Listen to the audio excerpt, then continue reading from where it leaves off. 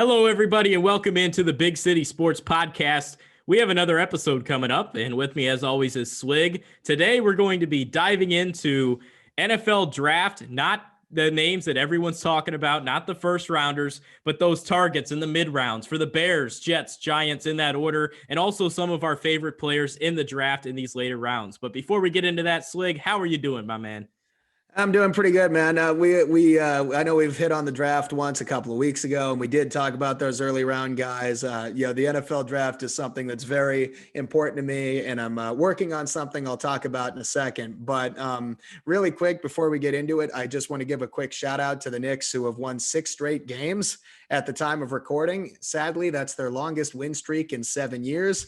And that streak will probably be over by the time this episode comes out. But I just want to give them a quick shout out. It's been the most fun I've had watching the Knicks in a while.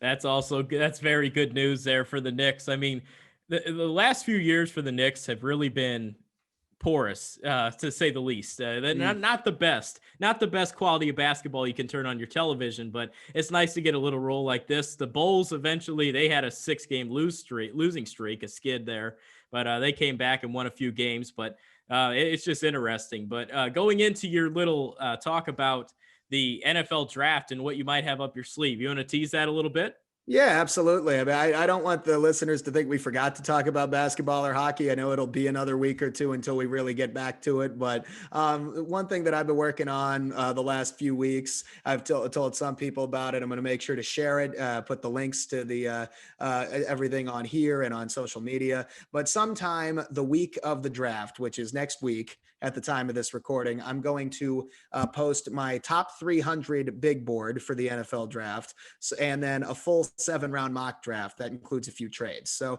and for anyone who doesn't know, the big board is how I personally rank the players from 1 to 300, just based on overall talent, nothing else. The mock draft is what I think is actually going to happen. I expect to get at least 2 or 3 picks right in that mock draft. It's really a difficult science, but I've been working on that for a few weeks. I'll make sure to get that shared everywhere. I'm almost done with it. No, it'll be out next week before the draft.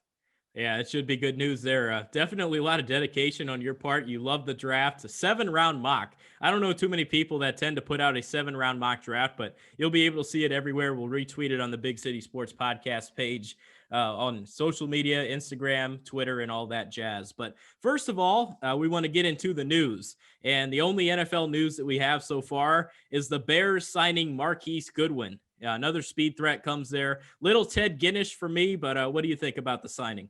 I like it, man. I really do. Marquise Goodwin has been a very, very solid player for the 49ers over the years. I know he opted out of last season due to some personal reasons.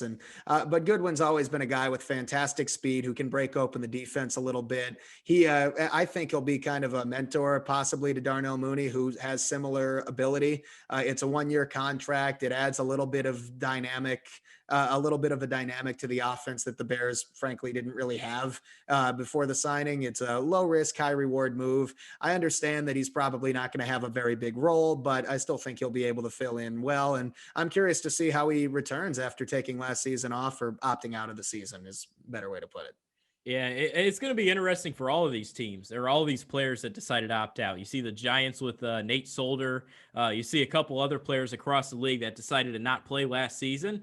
And Bears, another one on their roster, Eddie Goldman, the defensive tackle. I'm interested to see what he brings. But Marquise Goodwin, a guy, he used to be a track star, great speed. And that's something that is interesting because if you look at this Bears roster, I don't know if any of these quarterbacks right now in their ability at their age and what they could do, I don't think a lot of them could throw it deep enough to get Marquise Goodwin in stride. I mean, we've seen Nick Foles try it a couple times. That thing hangs up there like a duck. So I'm curious to see how they use him.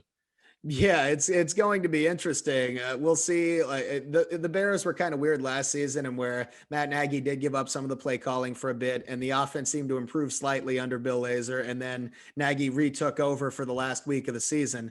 The Bears still snuck into the playoffs because the Cardinals lost, but it's just weird decision making, and I expect that again. And we'll see if they get creative and use him on quick screens, flat routes, slants, things like that, just to get the ball in a dynamic player's hand and hope he can make something happen after the catch.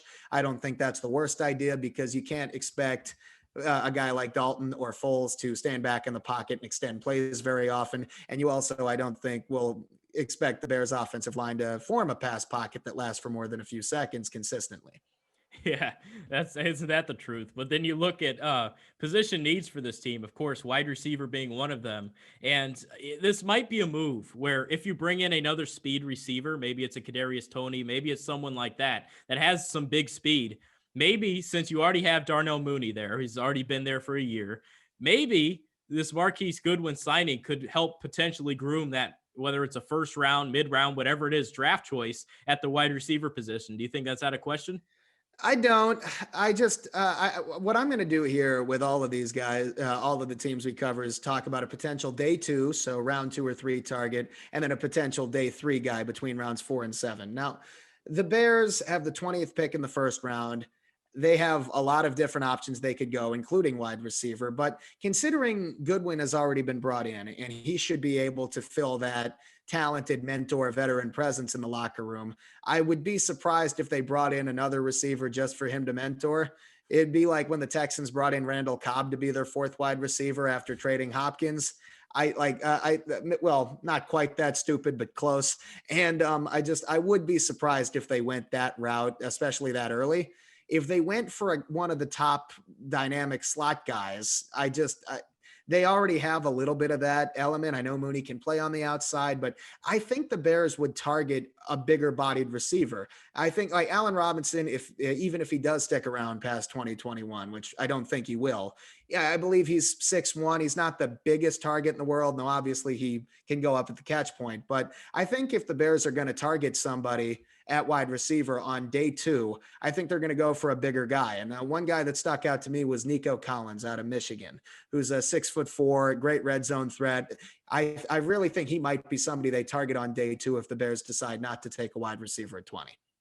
I saw him play a lot of games at Michigan, Nico Collins. He's great at high pointing the ball, something that's thrown up there. He could really get up there and make the big catch. And he's definitely an interesting name, but I already had my mock draft completed. I'm going to tease just the Bears pick right now. I have them taking Rashad Bateman in the first round. I feel like they're going to address that as a need right away, which potentially sets them up for corner in round 2 or defensive back. Whether, I mean, you could go Jalen Johnson, the one that they took again in the second round. So they've used the second round pick on a corner before. They tend to use the middle round picks like that. But there's also someone on the offensive line that they could also address. And someone that sticks out to me is Walker Little, the tackle from Stanford. I think he is someone that they could target maybe in round 2 if he falls. I know there's a lot of people getting hype, Matt Miller being one of them that's put out there that he likes him higher and that he could be in a step in and tackle right away, plug and play kind of guy. I think he might be someone they target. Well, I honestly, I don't quite see the hype with Walker Little yet. I'm not quite there. I do think he's a talented player, but I don't quite have like a round 2 grade on him at this moment. Going back to Collins quickly, I think one reason the Bears might target him is because I think he is a true X receiver. You mentioned the ball skills, which I don't think anyone can doubt. He has the big play ability that you don't usually expect out of somebody 6'4", his size. Like you don't expect him to have that athleticism and burst. I could see Bateman being the pick at number 20. He's a very smooth player. I like him. He's my wide receiver 4 at the moment, and I think he could still be on the board, but I think he has a super high ceiling in comparison to some of the other guys. I think he's more of a high floor. I still think he has a ceiling, but I don't see quite that same untapped potential with him. To me, it would be an interesting pick. I think he's a round 1 player. I just don't know how much I love the fit for the Bears because he kind of, to me, would fit that philosophy of he's kind of represents the 7-8 or sorry, it's 8-9 record now that they're going to go for, that they're going to attempt to get instead of finishing 4-13. Right. And on the offensive line, I had a couple of names in mind if they wanted to go on day 2. One guy that I really like is James Hudson out of Cincinnati. He is an extremely good athlete, great lateral mover. And I think that's important because the Bears offensively run a zone blocking scheme. And I think that you need to target guys who can move really well well laterally to fit that scheme. You get the one cut runner and Montgomery behind that to maximize the offense. So just as an example, like I like Liam Eichenberg a lot out of Notre Dame, but he is not a great lateral mover. He would be better in a man scheme. I think the Bears should avoid him because he wouldn't be a good scheme fit. But a guy like James Hudson, sometime on day two, I really like that idea. And you mentioned the offensive line, and if they were going to take like a guard, I know I mentioned Walker Little at tackle, but if they're thinking offensive guard, maybe it's day 3, maybe it's like the 3rd or 4th round, something like that. I think someone, the track record of Notre Dame offensive linemen. I mentioned Eichenberg as a potential target earlier. I think someone like Aaron Banks could be someone that steps in. Now he's not going to start, saying that both guards are healthy. But I think he's a great depth option, someone that has familiarity with the coaching staff, has worked with guys like Sam Mustipher, Alex Bars on that line. They've all came through together, and I think those three could be solid backups, if not fringe starters, at the guard/center position. I really like Aaron Banks, but I have a similar thing with him as I do to Eichenberg, who might be viewed as a tackle or a guard, depending on who you ask. Banks is a true guard, but to me, he is also much better in a man or a gap blocking scheme because he's also not the best moving laterally. I'm not trying to say that I don't like him. I like him a lot. I just don't really think he would be a great fit for the scheme that the Bears specifically are trying to run. If they go for a guard, and I'm going to mention this name for all three teams just because he's one of my day 3 draft crushes, is David Moore out of Grambling.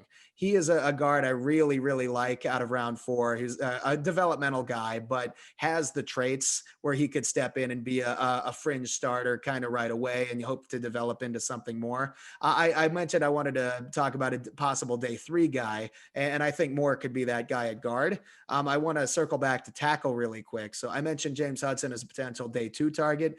Day 3, I wanted to throw out a name that I don't think many people are considering, and that's Deontay Smith out of East Carolina. A similar logic in terms of he'd be better in his own scheme, good athlete, needs a lot of work on his technique. I really like the idea of targeting somebody like him in round 4, round 5, somewhere like that if he's still on the board. I have a name that I want to throw out there. This is going back to the wide receivers. I know we're kind of playing teeter totter right here, but if Rashad Bateman doesn't go with the first round pick, like obviously we're going to give you something here on the Big City Sports Podcast. We're not just going to stick to our guns with one pick and then not give you an analysis if they do not take that pick, because the rest of this is pointless. So if they do end up addressing the wide receiver in the 2nd or 3rd, maybe later rounds, I think this could be in play. This player can be in play for all 3 of our teams at the wide receiver position. And that's Daz Newsome out of North Carolina. I loved what he did. He definitely tore up my Irish multiple times this year. He's really good at what he does. 5'11", it's a little bit of a sneaky guy, great speed. I think he's someone that could step in for either the Bears or any of our 3 teams that we cover. And I think he could definitely make an impact in the later rounds. I could see it. He might not even be the best draft wide receiver on his own team just because De'Ami Brown is also from North Carolina. I'm personally not huge on him, but I think he's going to go pretty high in the draft as well. And they both have that dynamic, explosive athleticism that a team would never turn down having on their offense. I've talked about Nico Collins, a bigger body but great athlete guy on day 2. I'm going to follow a similar logic just because I think the Bears have some of those smaller, more explosive players already in place with Mooney and now Marquise Goodwin. A guy I like on day 3 for them is Cornell Powell out of Clemson, who I think wouldn't go until round 5 or one of their several round 6 picks. But I do think he would be a solid guy to target on day 3. He was inconsistent at Clemson, seemed to play better without Lawrence. When DJ, I'm going to say his last name wrong, when Ugalele was playing in Trevor Lawrence's place, I thought that they had a really solid chemistry in the Notre Dame game. And I think Powell's an inconsistent guy who didn't quite live up to his potential at Clemson, but burst on the scene late. And because of his athletic traits, is somebody a team is going to take a flyer on. I think that could be the Bears. I'm going to attempt the name. I'm going to go Uagalele. I think it's Uagalele, something like that. Either way, Cornell Powell, to your point, they were connecting. I think he went 7 for over 100 on that one. He had a touchdown. He played a great football in that game. I'm a bigger fan of the other Clemson wide receiver, slot guy, Amari Rogers. I think he's someone that could step in and be a slot receiver. As I was looking at his tape, Now, this name doesn't sound good unless you watch football in the AFC South because he didn't end up living up to the potential, but he had a similar route style. I think of someone like Taywan Taylor. Do you remember him with the I do. Titans? He was sort of that slot build, someone that could get first downs and move the chains. I think that's something Amari Rodgers can do, but he has more explosive upside. Yeah, Rodgers is so thick. Now, I like that he came out and said, "I'm a wide receiver. Don't try to move me to running back." And I agree, but I like Rodgers a lot in terms of he has running back ability after he has the ball in his hands, like run after catch. I really like him in round 3 or round 4. I think somebody's going to take him at the end of day 2. So it might be a little bit rich for the Bears' blood to take him with the 3rd round pick they have, but I do like Rodgers a lot. I just don't know if he would be on the board. The thing is, though, he's also a slot wide receiver, and while he is really thick, really strong, I still go back to me. It makes more sense for the Bears to target a wide receiver type that they don't have on the roster right now, unless you count Javon Wims, and I just wouldn't. Yeah, I wouldn't count Javon Wims either. I mean, he's knocking guys out trying to do his best Jake Paul impression. But either way, we're going to talk one more name. You mentioned the run after the catch and like a running back after the catch. That's someone that I think of is Laviska Shenault, who came Hmm. out of the draft last season, Hmm. went to the Jaguars. Sort of that slot build, doesn't have a role, and he actually saw himself in the backfield a little bit. He was a sneaky weapon for a bad team. Dude, I know we talked about this going into last year's draft. I told you how much I like the Chenault pick in round 2, and that's the exact comparison I have for his run after the catch ability. I think any team that takes Rodgers will use him in the backfield as well, at least a little bit. Think maybe a Cordero Patterson or a Dexter McCluster type in Ooh, terms of how McCluster. they're used, not body type, but like how they're used. But I still think Rodgers is going to be a very dangerous slot weapon. There are 2 more positions I wanted to talk about for the Bears. Leo, we'll save quarterback for last, I think. I want to talk about corner instead. The Bears were forced to let go of Kyle Fuller due to salary cap casualties, and there were a couple guys that I wanted to talk about. I think corner is a very, very strong possibility. If they don't take one at 20, I would be shocked if they don't take one in the 2nd round. And if he's still on the board, I know I'm biased here, but I think he would honestly make a lot of sense, is a Fitu Melifonwu out of Syracuse. I really do like his ability. He's a very long, physical, rangy player, disruptive at the catch point. He excels, especially in zone coverage with the Bears run primarily. And if he is still on the board at 53, and I'm honestly not sure that he will be, I think the Bears would be very wise to take a chance on him. I think he would be a good fit. I have a corner that I was going to say, but I actually have him mocked in my draft to the Jets at 23. I thought the little Chicago Northwestern connection there, I was going to go Greg Newsome, and that still could be in play. Like I said, I don't mind showing my hand a little bit with the first round picks in my mocks because I know I'm going to miss some of these picks. And if Greg Newsome falls, I think he is someone that the Bears would just fall in love with. He has the smarts, he has the ability to play the position, and that's something they need. That someone can go in there from day one. You lose Kyle Fuller, that's just horrible. But you got Jalen Johnson, who yes, he had a great season last year and was pretty good as a rookie. He has injury issues. It's not something that goes away after 1 year. So you got to make sure you have some sort of depth behind him. You never know. I mean, Newsom had some injury problems. That's really the only knock on him at Northwestern. I like him a lot. I really do. And I think going in that 20 to 23 range, possibly to the Bears, possibly to the Jets, makes a lot of sense. I don't think there's a chance in hell that he's available that late in round 2. Yeah, so like that's why I mentioned Melifonwu as a possibility. I also think if they wait till round 3 or I believe round 5, I want to say the Bears don't have a 4th round pick. Could be confusing them with the Jets, but the Jets have like 12 picks, so I doubt it.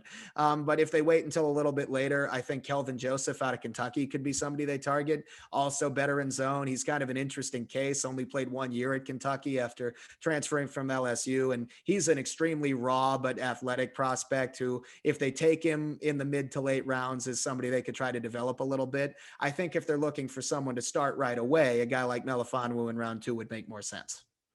I'm going to throw out a day 3 corner just in case if they don't take him on day 1 or day 2. You never know what Ryan Pace is thinking any day of the week. So a day 3 pick, someone I liked out of UCF. He's getting some sort of hype. Aaron Robinson, the corner. You Mm. saw a lot of people come out of Central Florida over the last few seasons in the defensive backfield. I think he's another one of them. Someone that could just step in there, make plays. Not necessarily a Mike Hughes that came out a few years ago, but someone that is just undervalued, underrated. Played in a pretty solid conference last season, and he made a lot of big plays. Yeah, I definitely like him as a sleeper corner. He kind of reminds me of one of my sleepers last year, and that was Josiah Scott out of Michigan State, who was a real true nickel corner. But I don't mean that. Guys who follow the draft now know that's not an insult. Team nickel corners are starters now, and they are extremely important. Elijah Molden's going to be drafted on day 2, I think, and he's a true nickel corner that I like a lot. And I think Robinson will go a little bit later, but will follow a similar mold, maybe like a L'Jarius Sneed out of Louisiana Tech last year. I definitely see some upside there. But hell, like to your point with Central Florida, he's not even the only guy in that backfield, defensive backfield, is going to get drafted, because Richie Grant's getting drafted in the mid rounds too, at the safety spot.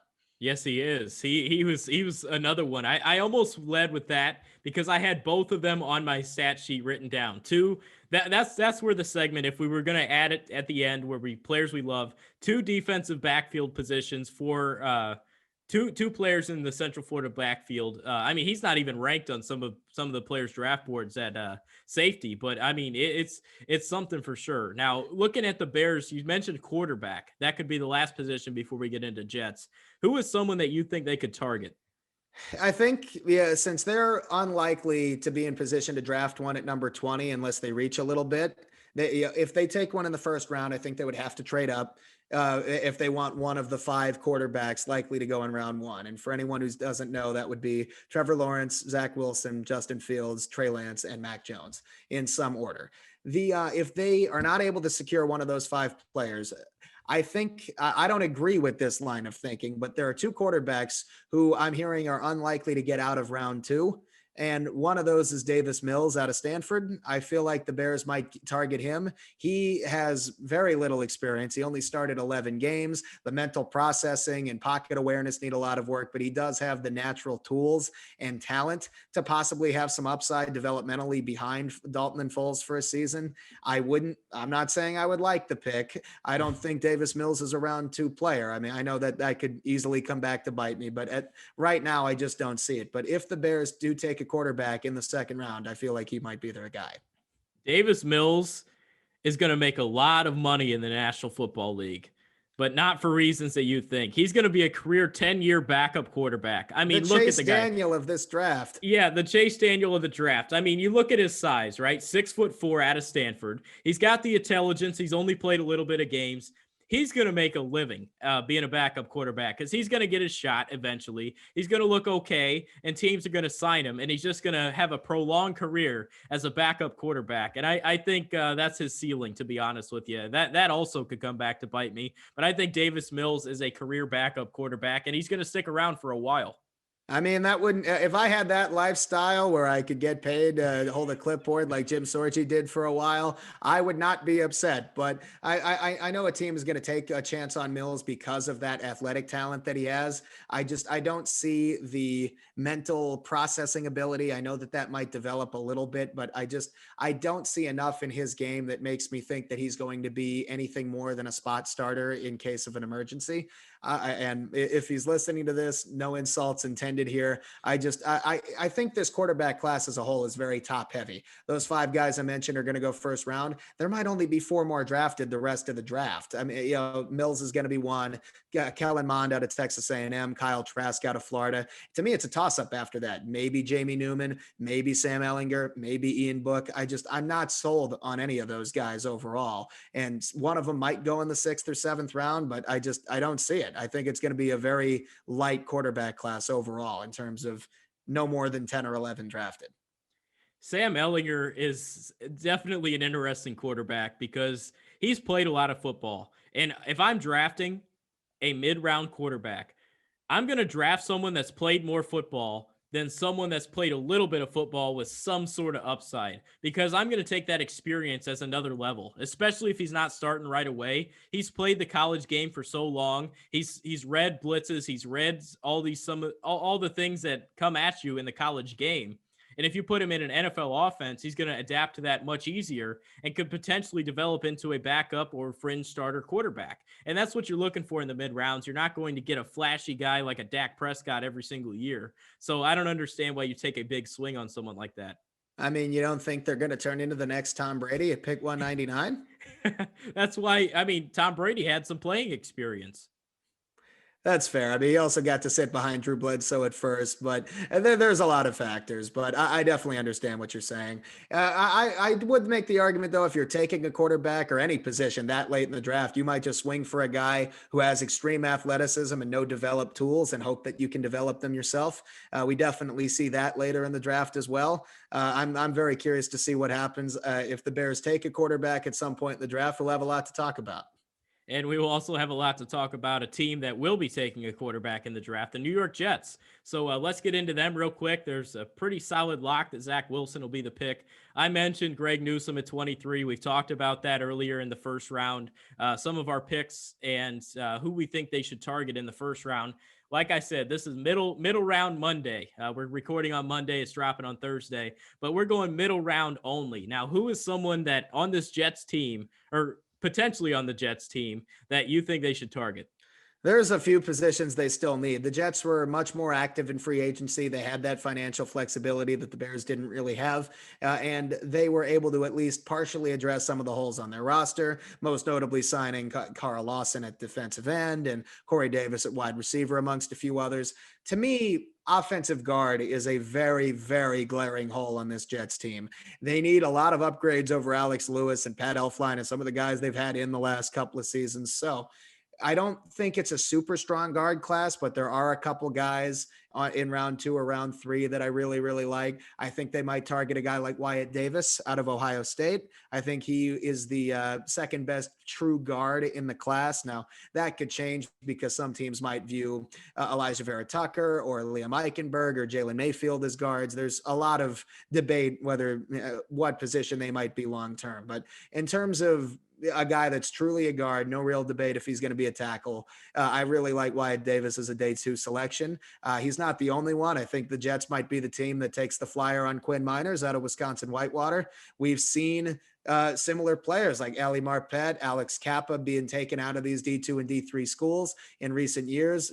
Project guys who tend to dominate their level of play. And I think Miners is a similar guy. He's a D3 player, but I think he will be a day 2 pick. And I wouldn't be surprised if the Jets take a swing on him with one of their many draft picks.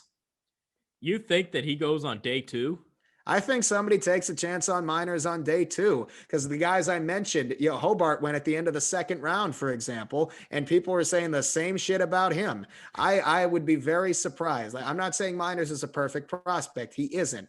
I mean, Ben Barch was a guy the Jaguars took last year who just missed being taken on day 2, and I think Miners has more hype around him. Yeah, I mean that's a good point. I like someone now. He's technically a center, but you can move him over. Landon Dickerson out of Alabama. He's someone that, I mean, you watched the conference or the playoffs last season where he's sitting there pointing and laughing, kicking his legs up, just laughing at the defense. That's someone that brings energy to your line, and I think a fiery guy like Robert Saleh, that's gonna get in there and go like that.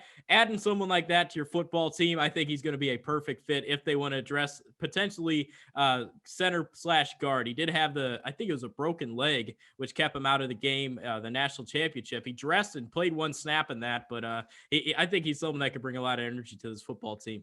I like Landon Dickerson a lot, but I do view him more as a center personally. The Jets did start to get a little bit of production from that center spot at the end of last season, so I'm not sure how eager they are to replace that position specifically, unless they want to move their internal option to guard and then put Dickerson at center.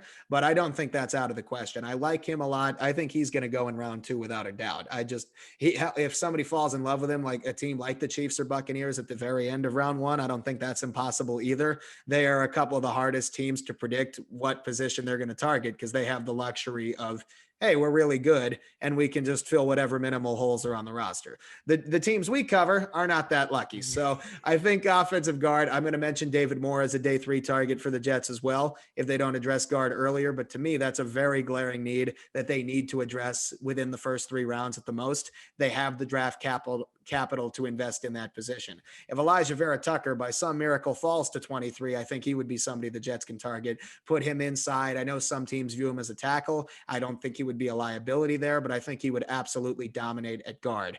Although I do think next to Mekhi Becton would be an interesting fit because to me, Becton's more of a man, powerful blocker, and Tucker to me is more of a zone guy as well, going back to that earlier debate about the Bears. But offensive guard's not the only position that I think the Jets need to address. I still think they really need to address the corner spot as well. We mentioned Melifonwu for the Bears. I don't think he would be a guy in the Jets range at 23. I think that'd be too high for him.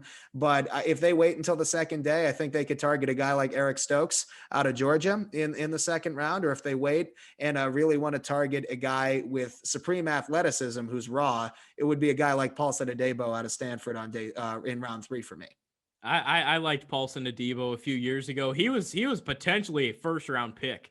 Not too long ago, he elected to go back to Stanford, sort of like Bryce Love, who got cut today. But he elected to go back to college, and it did not do him any justice because he got worse as a football player and worse on the draft boards. And I could tell, like, now it's a pretty solid corner class that he came out with.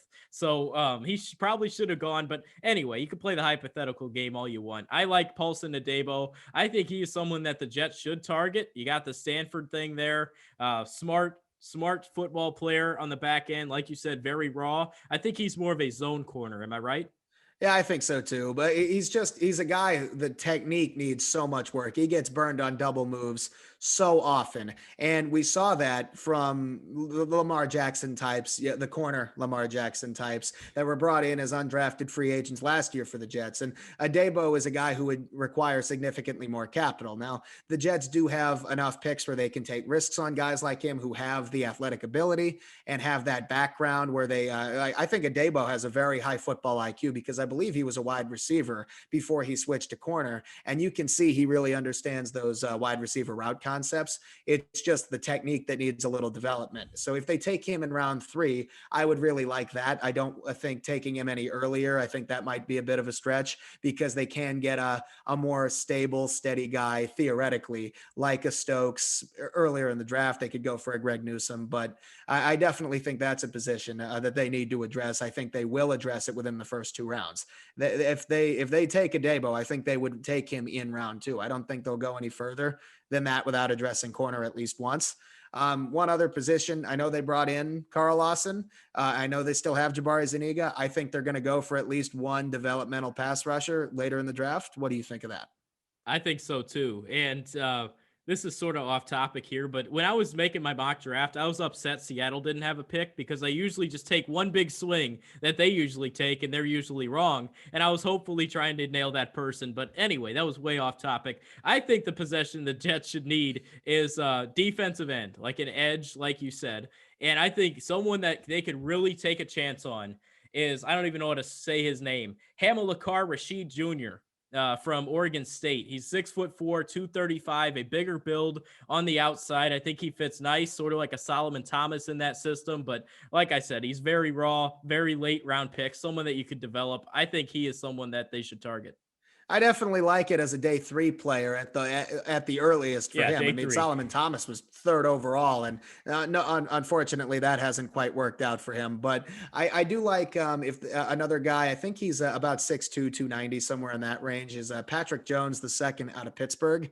I'm not huge on him overall. He's a great athlete, but he's very lean. His college production was inconsistent, being across from Weaver on the other side of that Pittsburgh defensive line.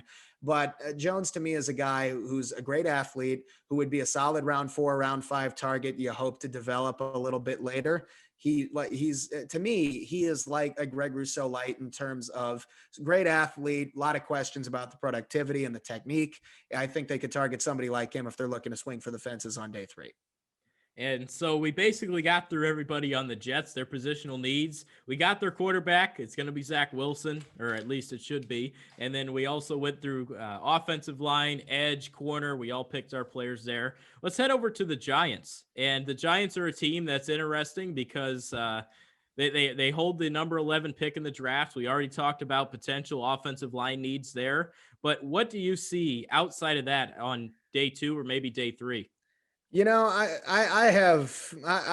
still haven't nailed that one down yet. The Giants were also extremely aggressive in free agency, a little bit less expectedly as the Jets, but they ended up addressing, or at least on paper, addressing some of their biggest needs in the offseason. So the Giants all of a sudden have a relatively well rounded roster outside of the offensive line. I still believe that they are going to target a pass rusher at number 11. And before I get into these later targets, which I will mention in a minute, I've been thinking about this a lot, and the Giants under Patrick Graham, who ended up leading a defense that was much better than anyone expected, including me last season, that the Giants have theoretically, outside of losing Dalvin Tomlinson, is going to be relatively unchanged next season. Brought in Adoree Jackson to upgrade at corner two. They run a lot of multiple fronts. They really like to disguise their coverages, both at the line, both in the secondary. And the more I think about it, if they do truly target a pass rusher at number 11 or a trade down in the 15 to 18 range, I think they might be targeting Kwity Paye. I'm not a huge fan, but he is a guy who was lined up all over the place at Michigan because of his supreme athleticism. Not a great first step. You can move him inside, have him get some rushing snaps from a defensive tackle position. Add an element from the inside that Dexter Lawrence doesn't quite provide consistently. Because we saw Leonard Williams lined up all over the defensive line, and he was extremely effective. And the Giants are going to need to further reinforce that defensive line. They're going to try to manufacture sacks with great coverage on the back end. But to me, it's just obvious that they're targeting one at 11 if they don't trade down. And I don't think they will, because Dave Gettleman never has traded down in any draft with the Giants or the Panthers. And I would just be surprised if an older, set in his ways guy changes philosophy now. So the more I think about it, like, Kwity Paye is not my number one edge, but I think he might be the guy they target because he is the most versatile defensive end in the first round. I just wanted to throw that out and get your thoughts on it. Yeah, I hate. Oh, I don't want to say hate. That's a hard word. I don't like Kwity Paye. I'll be honest. For what I've seen out of him at Michigan, you always see a defensive end from Michigan taken too high. He's going to be one of them again. I have him going 30 to the Bills on my mock, but I see the connection there with Leonard Williams. You saw they move him around, similar skill set that Kwity Paye can bring. But I don't think that should be someone they should target. I think someone like a Jalen Phillips, if he's on the board, a speed rusher, someone that can get to the quarterback, because we've seen the Giants so many years now not have that legit threat that gets the quarterback home consistently. And I think Jalen Phillips is that guy. He is my number one edge rusher. I'm not trying to say that's what I want the Giants to do. It's just the more I think about it, I feel like that just trying to think along with the guys Gettleman likes to bring in, that might be who they're targeting. Phillips is a relatively versatile player as well. I think 11 is the highest he will go. I think the Giants might be his draft ceiling. And I do think he will be drafted somewhere in the teens, but the draft is relatively offensive heavy at the top. So I think some of the premier defenders will still be on the board for the Giants. I'd prefer that they trade down and accumulate a couple more picks. As of now, they only have 6 picks in this draft. I don't think that's enough. They traded one for Leonard Williams. That trade that keeps on giving in terms of draft capital. It's still not over yet. But if they trade down a little bit, Paye might still be there. It might be more reasonable. Azeez Ojulari, I like him a lot, but to me, he is a speed rusher, but he doesn't have that versatility. Right now, at least, he has one skill. He's supremely athletic and is a speed rusher, but he has no other real talent at the moment. I think a team that gets him and is a little bit more patient will get a lot out of him. But to me, he doesn't have that same versatility because he's a little bit lean. Paye is definitely a guy at 6'4", 270, I think, who can be lined up all over the defensive line.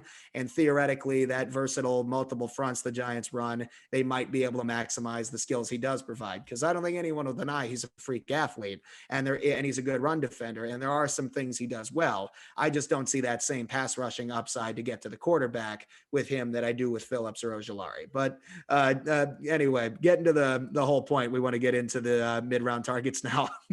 Yeah. I just have a question real quick. We've mentioned multiple times on here that Dave Gettleman's love for defensive tackles. So how, on a scale of 1 to 10 on your pistometer, how pissed would you be if they took Christian Barmore at 11? I would be a 10. I would have been pissed if they took Derek Brown at number 4 last year. Even though the Giants did lose Dalvin Tomlinson, they did sign Danny Shelton. to help take his place. I'm not saying he will entirely replace him, but even without Tomlinson, Dexter Lawrence is still at defensive tackle. BJ Hill is still on the roster. Austin Johnson is still on the roster, who produced well in limited snaps last year. Danny Shelton's a pretty solid run stuffer. So they have pretty good options in house. The Tomlinson loss to me isn't like it's important, but I don't think it's going to be crippling. The defensive tackle class is also the shittiest of any position in the NFL draft this year.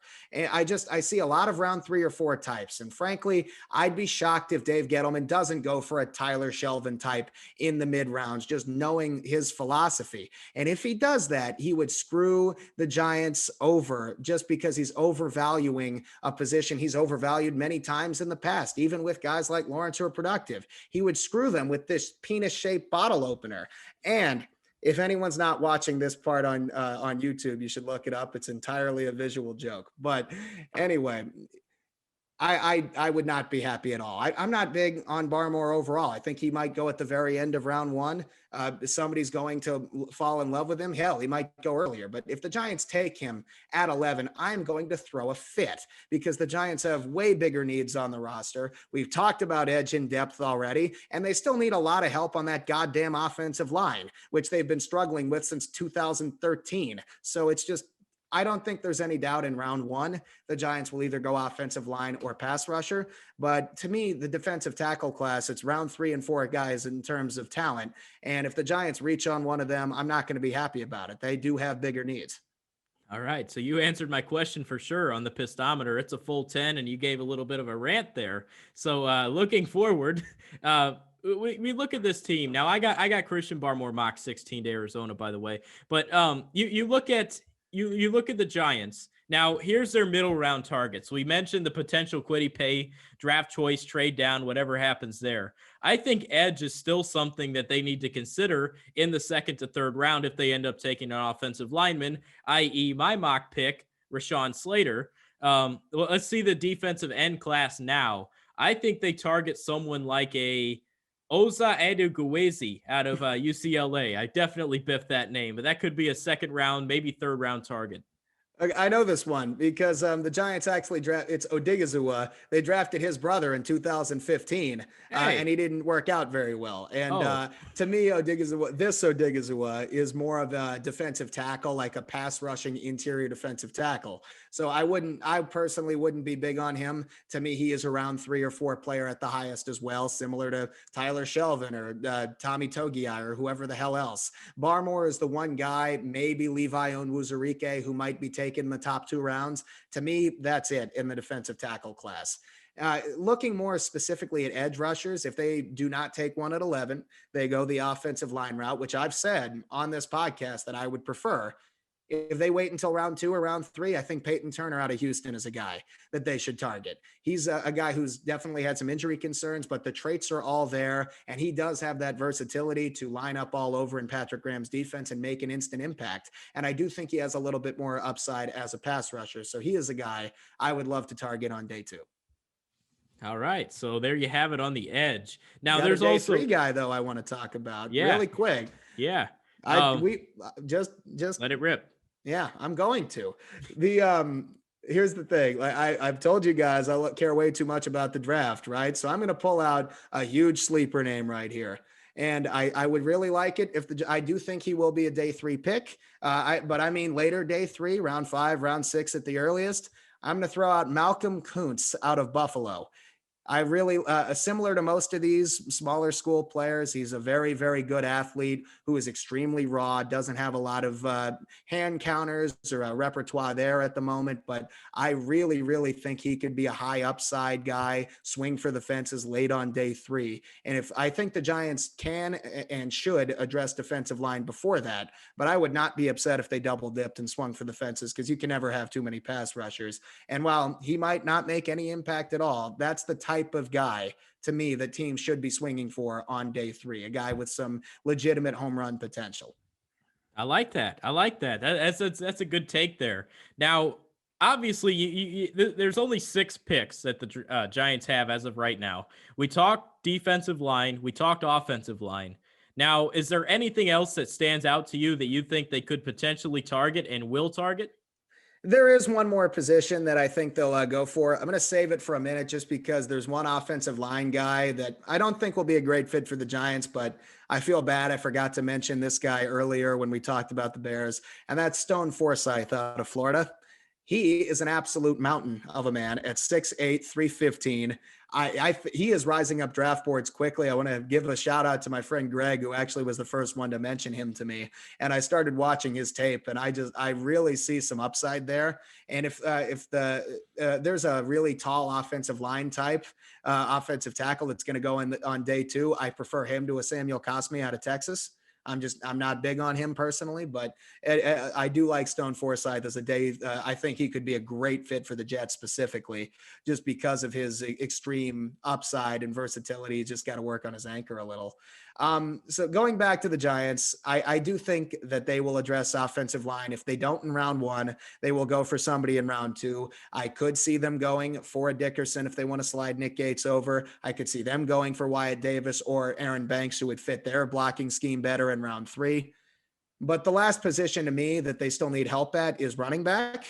Now, to me, that is day three only. The Giants, for some reason, went out and rushed to give Devontae Booker a 2-year contract. I still don't understand. Wayne Gallman still hasn't been signed yet, and frankly, he's better. But the Giants do need a little bit more insurance, depending on what happens with Saquon Barkley. I don't think Booker has a super diverse skill set as it is. So there were a couple guys I wanted to mention as possible day three targets. And one guy that I really like if they go for him in round 4, round 5 is Ramondre Stevenson. He is a very, very physical downhill runner. He's 5'11", I believe, but he's 230 pounds, fits best in a man blocking scheme, which the Giants run. I do like him a lot as a potential day 3 guy. I was thinking running back. I already had them on my list, looking towards that position right away. And one name that I liked him in college football a lot. I liked him a lot in college football. Now, this might be a little too high for your liking, but I think Chuba Hubbard would be a potential guy to target. Someone that's 6 foot, about 208, similar to somewhat of Barkley, and someone that's had that success, someone that can come in and potentially spell him a little bit. Hubbard's an interesting case because you go back to a guy that could have been drafted higher if he went in last year's draft. Hubbard's the poster child for that. But to me, I just don't see him having any sort of passing game impact, both as a receiver or in pass protection. And Saquon Barkley is not great in pass protection, I would say, but he is somebody who has a great impact as a receiver. I do not see that for Chuba Hubbard or Chuba, however the fuck you say it. I don't see that with him. I think he's got pretty good vision, but I don't see the top end speed. I'm not huge on him.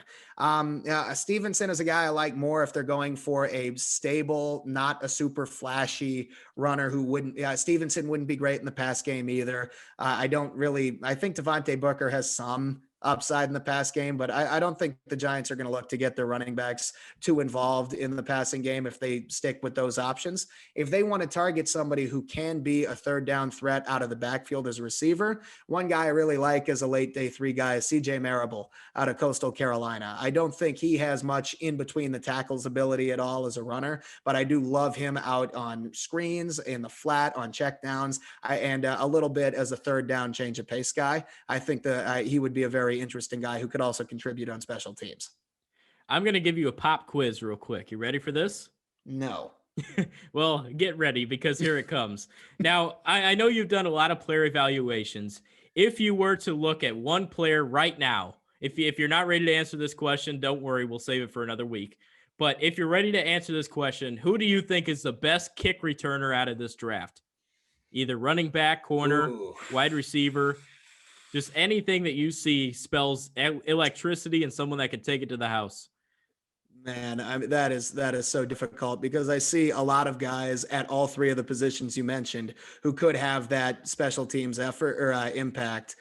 I'm the first name that comes to mind for me. I don't think that to me he's going to end up being primarily special teams player. Doesn't really do much else. I'm going to throw out Otis Anderson out of Central Florida. I really like his dynamic ability in the return game. There are several other guys that you can use. I mentioned De'Ami Brown earlier. I think he has a lot of upside as a returner. At the running back spot, I mean, Marable could definitely be that guy. I think Puka Williams out of Kansas could be that guy. There is a lot of options for me, but one that I just think like he kind of reminds me of Jason Huntley out of New Mexico State last year's draft. To me, who was only a returner drafted by the Lions. I believe that Otis Anderson could be a similar player. Now, last thing before we wrap it up here, if this is your time to lay it out there, do you have anybody that you haven't mentioned yet that you think, wow, this person's going to be a stud at the next level?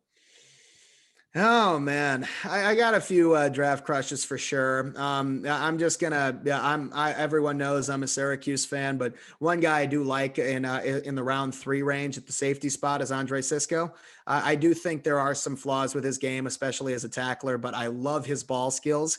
In some ways, he reminds me of Grant Delpit when he was drafted by the Browns. He fell into round 2. Cisco never had that hype around him, mostly because he plays for the black hole that is Syracuse football, but I do think he has a lot of the same skill set, and he is a guy who makes big plays. I do like him a lot if he is taken in that round 3 range late on day 2. Thinking a little bit more out loud here, I mean, there are a few guys I really like. One of my sleepers, who I just don't think is getting enough credit, and he will be drafted in round 2, I think, is Terrace Marshall out of LSU. I am way higher on him than most people. He is my wide receiver 5. I really, really like him. He got overshadowed a little bit when Jamar Chase was still playing in 2019, but he was the guy in 2020 for a disappointing LSU team. But he was playing on that offense in 2019 with Jamar Chase and Justin Jefferson, and Marshall still made a huge impact. And I think whoever ends up with him is going to get a steal. All right, that's good. That's good. I like Mitch Marshall a little bit too. He was someone that I've seen rise up on draft boards. Like he came out of nowhere. A lot of people. He started out low, and now you're starting to see him more second round. Could potentially be first round. I don't think I have him in the first, but I do not. Anyway, that's going to do it for that part. Looking forward ahead, we next week we're going to be doing a simulation sort of mock draft style where Swig does a pick, I do a pick, and we have to adjust on the fly with our rankings, with our mindset of who we're going to take. I'll share my mock draft out here shortly. Swigs will be coming out later on, but next week it's mock draft time. This is where we dive into it. It'll be released on draft day, so make sure you listen to it before the big day. But other than that, that is going to wrap it up for today. Looking forward, I mentioned we have the mock draft. Check us out on all platforms. We're on Spotify, Apple Podcasts, YouTube. Make sure to leave a like, subscribe, all that good stuff. Leave a review on Apple Podcasts, and make sure you turn those notifications on. But until next time, I'm Dylan Kearns. He's Swig. This is a Big City Sports Podcast. We will see you next time.